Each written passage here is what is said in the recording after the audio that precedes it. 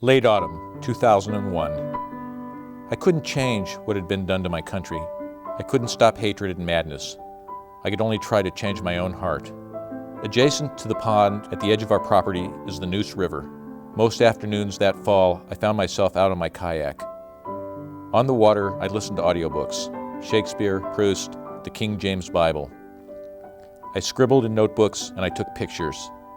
I was in quest of nourishment, trying to rekindle some fire, trying to get back in touch with some higher part of myself.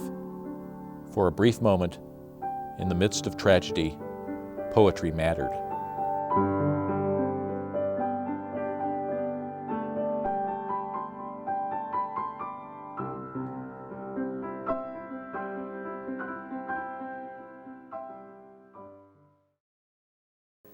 Many artists say, and for me it is true, art is a religion. I turn to my religion now. This afternoon out in the river, I rode close to a great blue heron. The ungainly bird seemed like a remnant of the dinosaur age, primeval. Before I could get close enough for a picture, it took off like an umbrella unfolding. I marveled that the gnarled stumps crashed along the bank from storms past. Leaves floated down from the trees, red, brown, and orange. All was reduced to the basic elements, the light, the smell of burning leaves, and the silence of the sky. A silence suddenly pierced by migrating blackbirds swarming back and forth between trees on one side of the bank and then the other. I saw black against orange, then orange against black. It was a vision so sublime. I wondered if such glory is what I might see in my mind's eye at the last hour. Having the camera makes me more observant, makes me focus. I no longer seek out the picturesque, the postcard. I'm trying to develop a subtler vision. I'm trying to see deeper. I'm learning to take notice of abstracts, patterns, and interesting shapes. Mostly, I look for a particular light, a light that seems to separate the sacred from the mundane. Call it God's light, if you will. I found this light illuminating a leafless sycamore tree. The tree had no inherent symbolism, no mythology, and no larger meaning. But the fact that it filled me with awe, with emotion, with humility, wasn't that holy enough? Next, on the river, I concentrated on the shimmering reflection of elm trees on the water, golden leaves lit translucent from behind. I was mesmerized by the fluid dance that changed with the ripples. For the last few nights, when I closed my eyes to sleep, it was orange and yellow and brown that I saw, the color of the leaves, and the porcelain blue sky that grows darker at the edge of the picture. I saw the swirling leaves from the poplars and the oaks. I can still feel the leaves underfoot as I embark at the boat ramp. I note a mass of black leaves in the water, clumped around a fallen poplar. I stop for a picture. The lighting and composition are perfect. The image is stark, minimal, a sonata of senescence. The question is, should I include the beer can? Yes, absolutely. That's just God's humor. According to Thomas Merton, you don't find God, you create the conditions for God to find you. Or, to put it in musical terms, the task of the composer is to compose himself. Sunday afternoon, cold, sunny, and my first day back on the river in weeks. The colors of autumn are gone, and the grays and browns of winter have taken their place. The blessing of winter is that you can see more, especially the birds. I noticed 2 hawks perched in the trees. Then I saw another, 3 hawks. I kept looking and saw another, and then another, 5 hawks. I counted them again, and I found one more. All total, there were 6 hawks, looking like noble centurions perched high above the ground.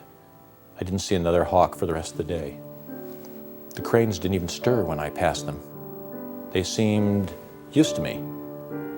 One came in from out of nowhere and flew across the woods, making a loud screech. The reflection of the clouds upon the water was particularly intense, particularly vivid. 4:15. Looking for my one picture, the perfect light, the moment, and I found it. An orange bush reflected golden on the water, the only shrub with coloration. iridescent like a burning bush. But it didn't speak, or if it did, I didn't hear it. On the bridge, my turnaround point, I noticed dancing white squares, some overlapping at different angles. The smaller rectangle shapes within the larger squares appeared to float forward to create the illusion of a layer of space between the horizontal and vertical planes, like a Casimir Maevich Suprematus composition. Rowing home in the other direction, the reflections were sharply drawn, black and white, with muted color, a fine mirror. I kept my eye on the water and navigated between the images of the trees. Reality flipped. The reflection became real. The sensation was if I were floating above the trees through the clouds.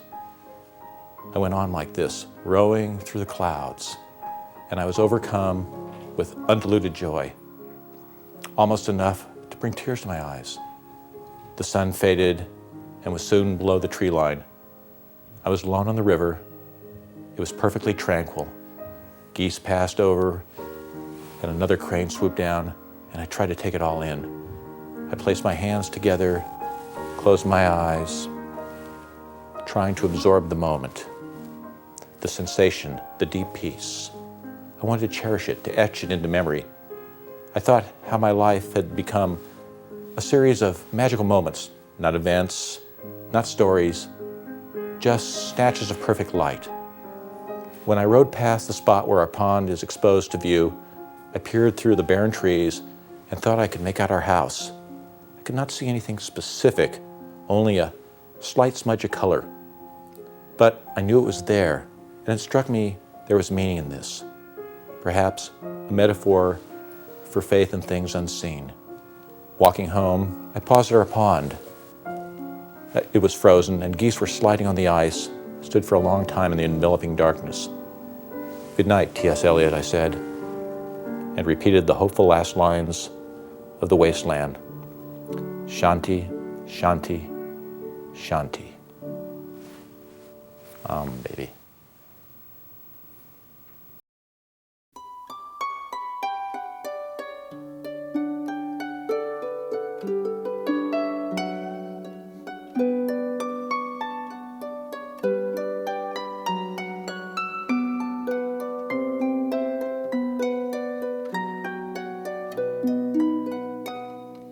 Trapped at birth, determine what it's worth.